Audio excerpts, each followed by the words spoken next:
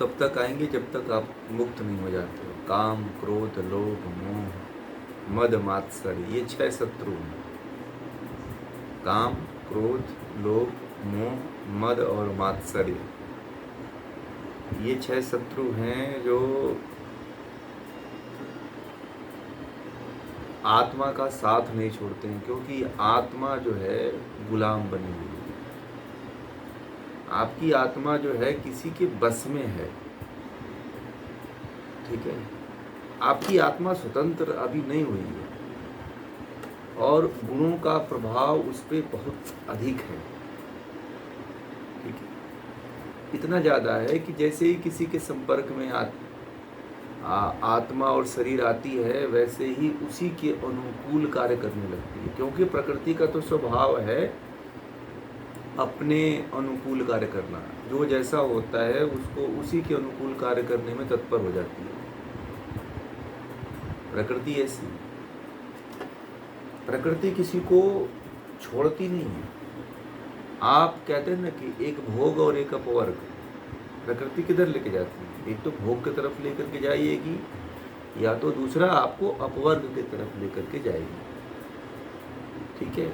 तो आपकी चेष्टा किधर है? तो एक उपाय ये करना पड़ेगा कि इन चेष्टाओं को रोकना पड़ेगा, और जब तक आप रोकते नहीं हैं तब तक कुछ नई क्रांति नहीं होगी। महर्षि पतंजलि कहते हैं कि योगश्चित्त वृत्ति निरोधः, यानी कि चित्त की वृत्तियों को रोकना ही योग है। मतलब आप उन भावनाओं को, उन करुणा को, उन प्रेम को, उस मोह को जब तक आप रोकेंगे नहीं तब तक वह नहीं रुकने वाला है। आप उसको खुली छूट दे रहे हो कि तू बह जा। आपके भीतर इतनी बलवान, शक्तिशाली, एक अजर अमर आत्मा बैठी हुई है, उसका तो आप उपयोग कर ही नहीं रहे हो। आप इन मोह, मात्सर्य, काम, क्रोध, लोभ, मोह, ईर्ष्या, द्वेष, इन 6 शत्रुओं के साथ बंधे हुए, उन्हीं के साथ फिर बह जाते हो, मोह के साथ बंध जाते हो,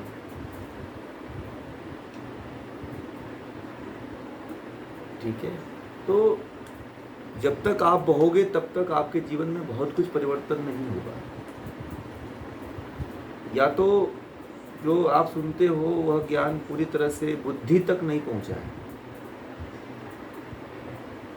उसका चिंतन, मनन, निधिध्यासन यदि हो, ठीक है, तो व्यक्ति जो है निश्चित रूप से जो आपके भीतर करुणा, प्रेम भाव, वात्सल्य जो भी आ जाता है, उसको आप रोक सकते हो।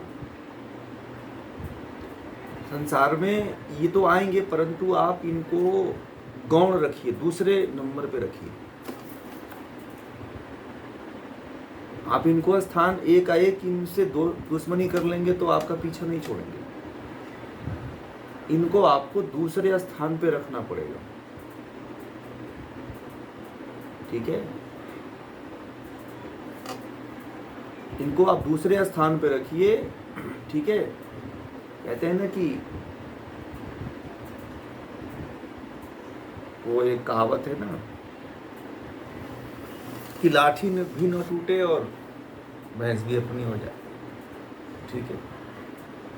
तो ऐसा कार्य करना है हमें कि हमें रोकना भी है उन वृत्तियों से, जो भी आपके अंदर करुणा है, प्रेम है, भावनाएं हैं जो बह रही हैं, उसके प्रति तुरंत स्टॉप लगाना है, ब्रेकर लगा देना है कि नहीं, बस। आप ये क्रिया आपको 50 बार करनी पड़ेगी, 100 बार करनी पड़ेगी। ये रोकने का जो ब्रेकर है ना, मान लीजिए कि आप हाईवे पे जाते हैं कि नहीं जाते हैं, कभी गए नहीं? टोल टैक्स देखा है? टोल टैक्स जहाँ पे टोल है ना, तो टोल टैक्स पे जहाँ पे होता है वहाँ पे वो लगा रखा है ब्रेकर बहुत बड़ा। वहाँ पे वो नहीं लगाते तो क्या गाड़ी रोक पाते क्या वो लोग? और हर गाड़ी को रोकने के लिए उन्होंने एक छोटा सा, वो चाहे गाड़ी तो तोड़ के भाग सकती है, वो बहुत बड़ा गाड़ी के लिए नहीं है, परंतु एक नियम और एक अनुशासन के तहत वहाँ पे लगा रखा है कि कोई आगे नहीं जा सकता है बिना पैसा पे किए हुए। तो इसी तरह से जब तक आप रोकोगे नहीं तब तक गाड़ी नहीं रुकेगी। गाड़ी का तो काम है दौड़ाना, पेट्रोल है तब तक दौड़ेगी। तो आपका मन ऐसे ही दौड़ेगा जब तक कि आप उसको ब्रेकर नहीं लगाते हो। आपको रोकना पड़ेगा, हर जगह आपको सक्रिय होकर के रोकना पड़ेगा, कोई दूसरा नहीं आएगा। और ये जब तक नहीं रोकोगे आप ना, तब तक कोई नई क्रांति नहीं होगी। अगर आप इसको खुली छूट दे देते हो कि चलो इसको खुली छूट दे देते हैं और कर लेने दो, सब तो कर ही रहे हैं, तो भी आप आगे नहीं बढ़ पाओगे। क्योंकि विद्वानों ने इनको जितना खुली छूट दिया है उतना ही यह विचलित, मतलब उतना ही यह जो है क्या हुए हैं, व्यक्ति को उतना ही भ्रमित किए हैं, उतना ही भ्रमित किए। ठीक है, आप जितना इंद्रियों के विषयों के तरफ, भावों के तरफ, करुणा के तरफ, प्रेम के तरफ बहोगे उतना ही बहोगे। ऐसे गाड़ी रोड पे चलती है तो चलती जाती है ना, ब्रेकर है तो रोकती है, नहीं ब्रेकर लगाओ तो नहीं रुकती है गाड़ी।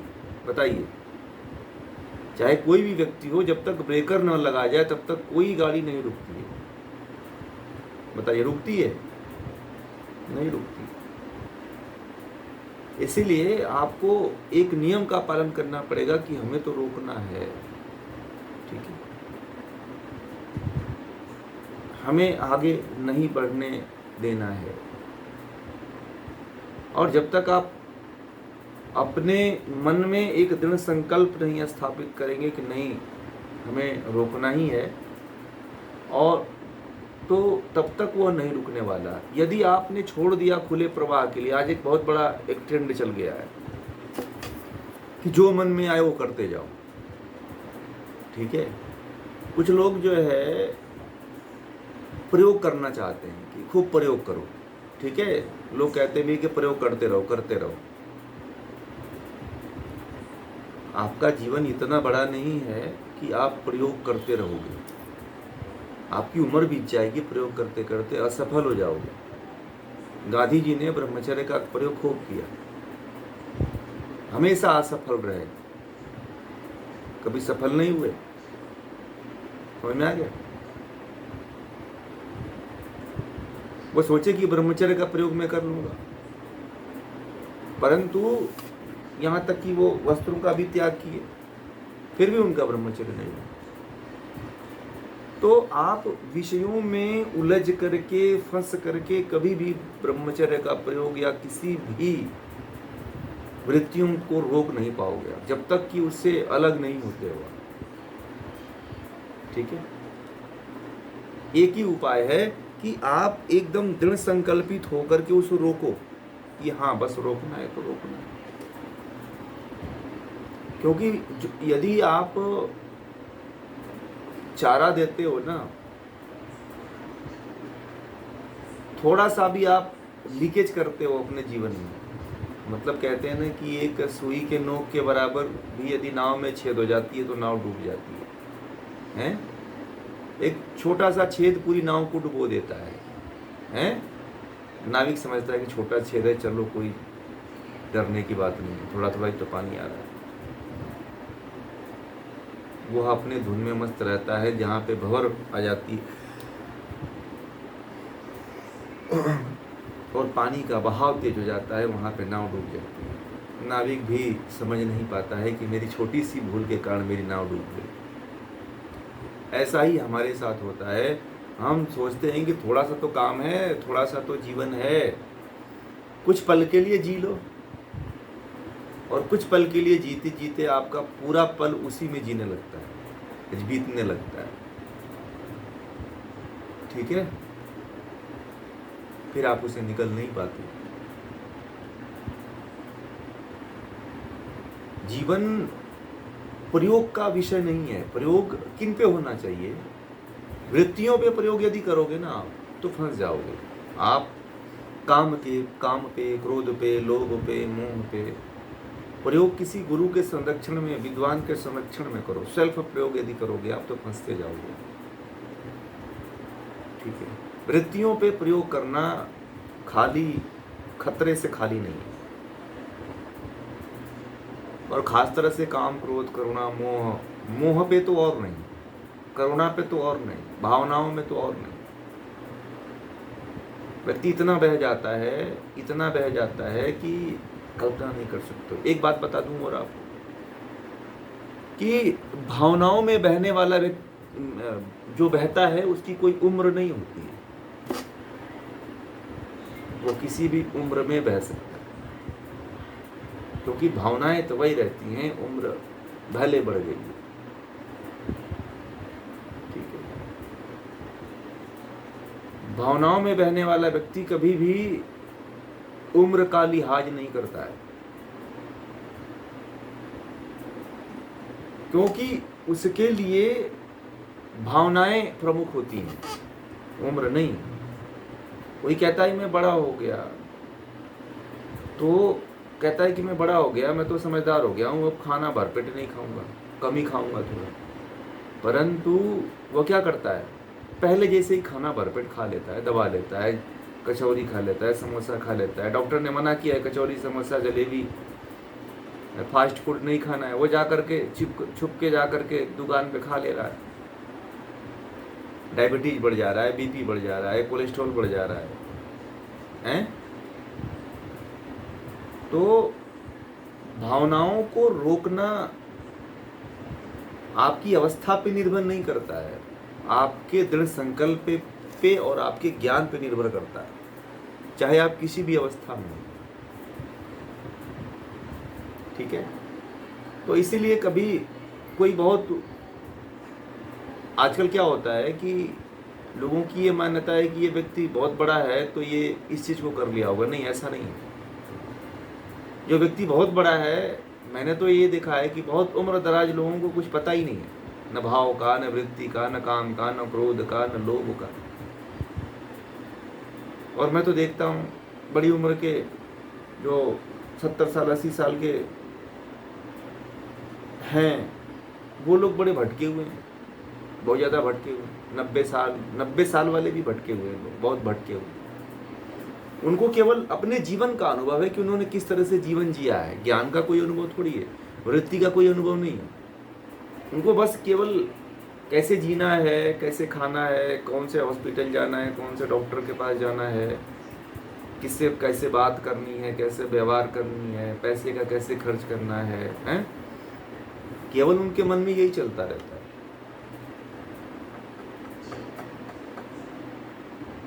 कैसे व्यापार बढ़ाना है, कैसे धंधा बढ़ाना है, बस यही चलता रहता है और उसी में वो लिप्त रहते हैं। तो भावना तो उसमें भी है ना, भावना तो वहाँ पे भी काम कर रही है। पुत्रेषणा काम कर रही है कि मेरे पुत्र पौत्र जो है आगे बढ़ेंगे, इसलिए मैं ये धंधा शुरू कर रहा हूँ, उनके काम आएगी इसलिए मैं ये काम कर रहा हूँ। तो भावना तो वहाँ पे भी काम कर रही है। परंतु एक बात ये बनती है कि यदि आप ये काम करते हो तो अपने मन में इतना संकल्प रखो कि मैं जब चाहूँ तब रोक दूंगा, मैं जब चाहूँ तो अपने आप को अलग कर लूँगा। इतनी क्षमता रखो यदि आप संसार में लिप्त हो। यदि आप आज चाहो तो आप आज छोड़ सकते हो। कोई आपका उनके प्रति मोह न रहे, आसक्ति न रहे। बस जीवन जीने का तरीका यही है कि आज चाहे तो आज मैं छोड़ दूँ, या अपने दिन भर के 24 घंटे के समय में उनको 10 घंटे छोड़ दिया करो। 20 घंटे अपने लिए निकाल दो। बस जीने का तरीका 10 घंटे छोड़ दो अपने लिए 20 और 12 13 14 घंटे उनके लिए दे दो। बस 10 घंटे अपने लिए फिक्स कर लो, तो जीने का मजा आ जाएगा।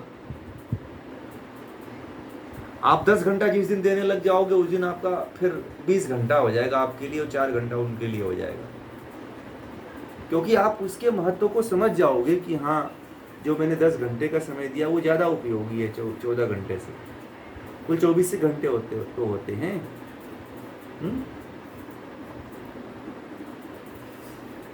आप जीवन को जिए, उनके लिए भी जिए और अपने लिए भी जिए।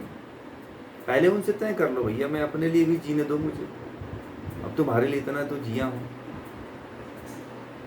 इतना तो करो मेरे ऊपर कुछ रहम कि मुझे भी थोड़ा जीने दो। पूरा जीवन तो बिता ही दिया तुम्हारे लिए, है कि नहीं? अब कुछ हमारी भी मान लो, हैं?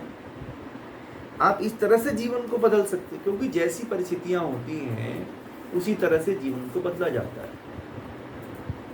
आपको किसी से विरोध नहीं करना है, नहीं भागना है, नहीं छोड़ना है, न परिवार छोड़ना है, न घर छोड़ना है। जो व्यक्ति परिवार में रहते हुए वैराग्य को नहीं प्राप्त हो पाता है, वह व्यक्ति कभी भी नहीं आध्यात्म की तरफ जा पाता। और परिवार में रह करके वैरागी बनना सबसे पहला स्टेप है। महावीर ने सबसे पहले परिवार में ही, सबसे पहला वैराग्य उनको परिवार में ही हुआ। महात्मा बुद्ध को सबसे पहला वैराग्य परिवार में ही हुआ। विश्वामित्र को सबसे पहला वैराग्य उनके राज्य में हुआ, राजा थे तभी उनको हुआ, विश्वामित्र ऋषि, ठीक है। विश्वामित्र ऋषि को सबसे पहला वैराग्य उनके राज में ही हुआ। तो परिवार में ही वैराग्य उत्पन्न हो सकता है, समाज में ही वैराग्य उत्पन्न हो सकता है, कहीं और वैराग्य नहीं होगा, ध्यान दीजिए। यदि आप संसार छोड़कर चले जाओगे ना, कहीं पहाड़ पे चले जाओगे, कहीं टीला पे चले जाओगे, किसी आश्रम में चले जाओगे, तो अस्थाई वैराग्य आपको कभी नहीं मिलने वाला है।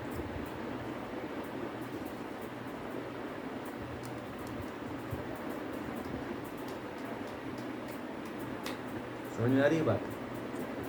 अस्थाई वैराग्य तो परिवार में, घर में रह करके ही मिल सकती है, अन्यथा नहीं मिलेगी। क्यों? क्योंकि यहाँ पे हर परिस्थिति आपके सामने आएगी जिससे आपको लड़ना है, जिससे लड़ करके आगे बढ़ना है। आप घर छोड़ करके हिमालय में चले जाओ, कोई परिस्थिति नहीं आएगी, वैराग्य मिलेगा ही नहीं आपको। आपको कुछ पता ही नहीं है कि कौन सी वृत्ति हमें परेशान कर रही है। तो परिवार तो आध्यात्म की सीढ़ी है। समाज क्या है? परिवार और समाज आध्यात्म की प्राथमिक सीढ़ी है, और पहली सीढ़ी यहीं से होकर के गुजरेगी, ये ध्यान देना आप लोग। भगवान राम नहीं भागे, भगवान श्री कृष्ण नहीं भागे हैं, वो लोग तो परिवार में रह करके ही वैराग्य को उपलब्ध हुए। तो हर परिस्थिति का पालन करते हुए अपने आप के भी, अपने भीतर जो है आध्यात्म को, वैराग्य को प्रगाढ़ रखना है, बढ़ाते जाना है। किसी को कानों पता न चले और आप कहाँ तक पहुँच, अपनी यात्रा तय कर लो, आप ही जानो।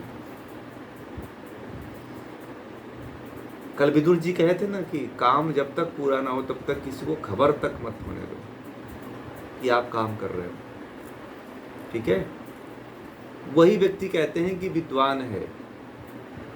विदुर जी ने क्या कहा कि वही व्यक्ति विद्वान है जो काम पूरा होने तक किसी को पता नहीं चलने देता है कि मैं ये फलाना कार्य कर रहा हूं। पढ़ा ना, अभी कल परसों ही पढ़ाया मैं। तो आप इस मार्ग पे चलते रहो। आपके बच्चों को, आपके परिवार को, आपके पति को भी नहीं पता होना चाहिए, क्योंकि यदि वो यात्रा में चल रहा है तो चलने दीजिए, नहीं है तो फिर अपने आप में रहिए बस। जो जिस स्तर पे है, जो जिस लायक है, जो जिस तरह की समझता है, सुनता है, उसको उसके साथ उसी तरह का व्यवहार करिए। क्योंकि यदि आप पहले से बता दोगे कि मैं साधना कर रहा हूँ तो बहुत बड़ी बाधाएं आ जाएंगी, विघ्न बहुत से पड़ेंगे, और इतना पड़ेंगे कि आप कभी बढ़ ही नहीं पाओगे। आप जब तक अपने गंतव्य स्थान तक न पहुंच जाओ तब तक किसी को पता नहीं चलना चाहिए कि आप कौन सी यात्रा कर रहे हो।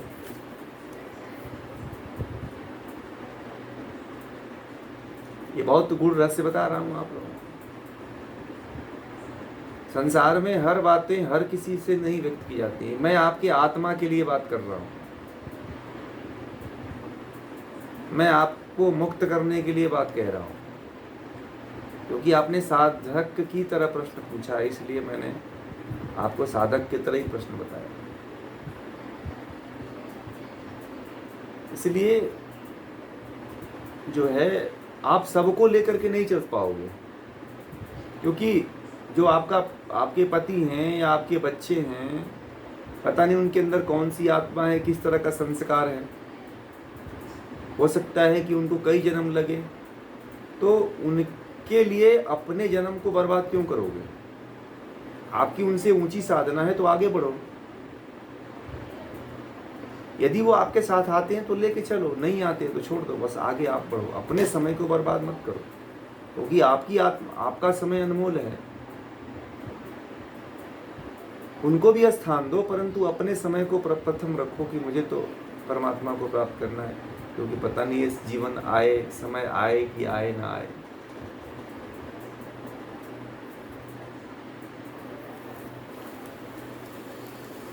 ऐसा समय फिर आए ना आए, हे नाथ अब तो ऐसी दया हो, जीवन निरर्थक जाने न पाए। ठीक है, तो परमात्मा से ये प्रार्थना करना चाहिए कि हे ईश्वर, यह जीवन अब की बार बर्बाद ना हो पाए। बस कभी कभी अपने स्वार्थ के लिए जिया करें। दुनिया क्यों? क्योंकि आज अभी मर जाओगे ना तो सारे रिश्ते खत्म होंगे। माँ अलग, माँ अपने स्थान पे गई, बेटे अपने स्थान पे गया, पति अपने स्थान पे गया।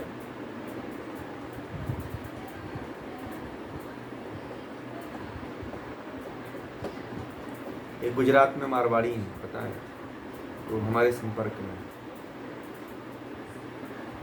उनकी पत्नी आज 3 साल हुए मर गई। ठीक है, और उसको भूल गए, और 1 महीना मरे नहीं हुआ कि अपने लड़के की शादी कर दी। शादी करने के बाद जो है उनकी उम्र जो है 70-72 के करीब। अब वो अपने लिए लड़की ढूंढ रहे हैं।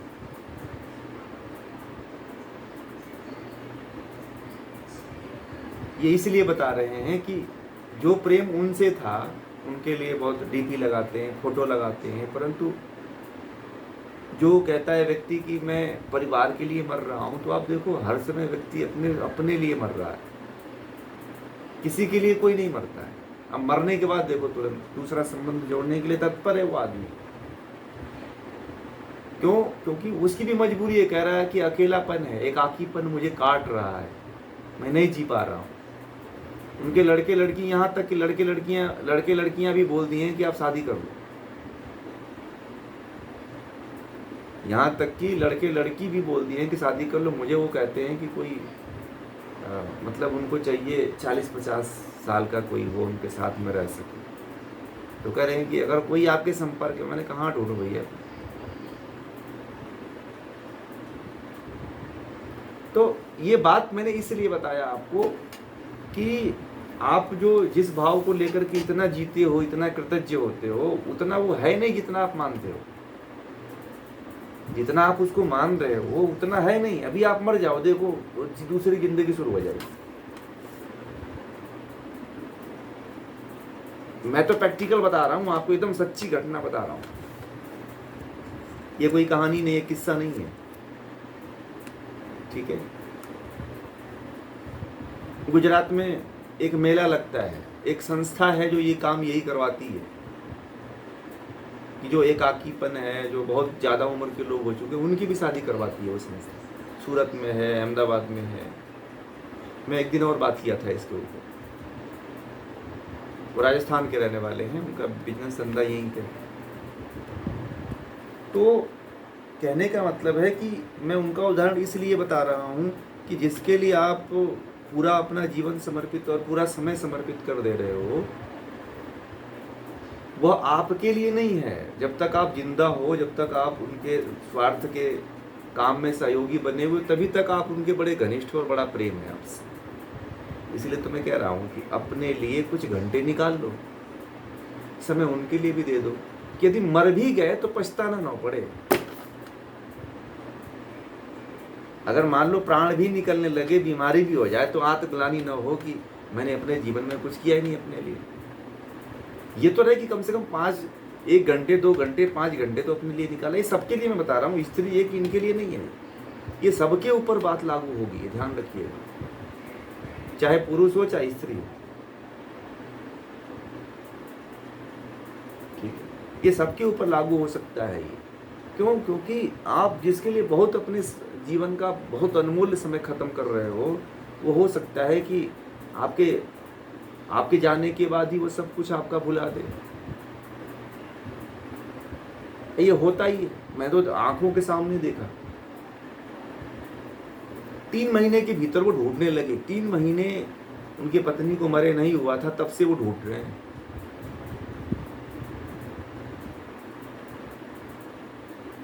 बहुत से ऑफर आए, कम उम्र वाले ऑफर आए, परंतु उन्होंने नहीं किया। बोला कि नहीं, मेरी लड़की उतनी उम्र की है, इसलिए मैं उतनी उम्र की लड़की से शादी नहीं करूँगा, मुझे ज़्यादा उम्र की चाहिए।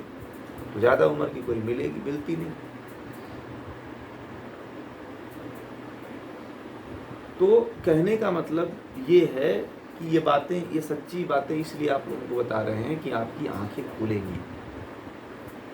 वैराग्य तभी तो आएगा। मैं एकदम क्लियर कट बात करता हूँ, कुछ उसमें ढकने की बात नहीं करता हूँ। मैं बता दूँ आप लोगों को, जो घटना मैं देखा रहता हूँ ना, मैं एकदम प्रैक्टिकल बताता हूँ।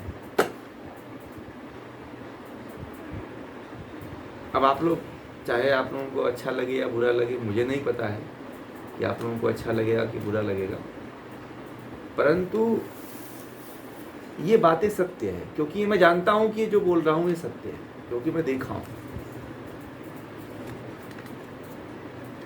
और इसलिए इस तरह का उदाहरण आप लोगों के सामने मैं प्रस्तुत भी करता हूँ कि आप लोग भी इस जीवन को सही ढंग से देख करके, जान करके, समझ के जीना शुरू कर दो। आप जिसके लिए संपूर्ण न्यौछावर कर रहे हो ना, वो आपका और आपके कोई काम नहीं आने वाला।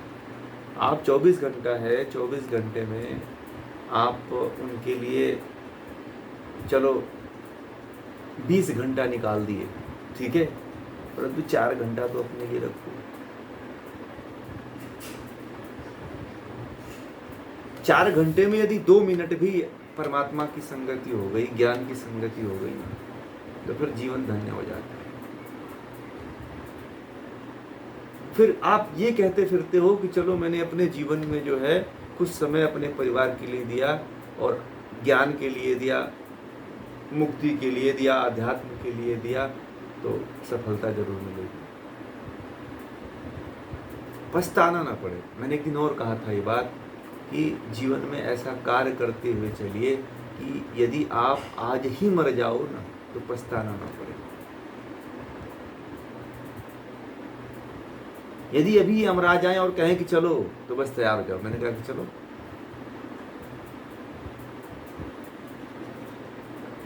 ठीक है, बात समझ में आ रही है? फिर देखना, जीने का मजा बदल जाता है, नजरिया बदल जाता है। मैं तो ऐसे ही जीता हूँ।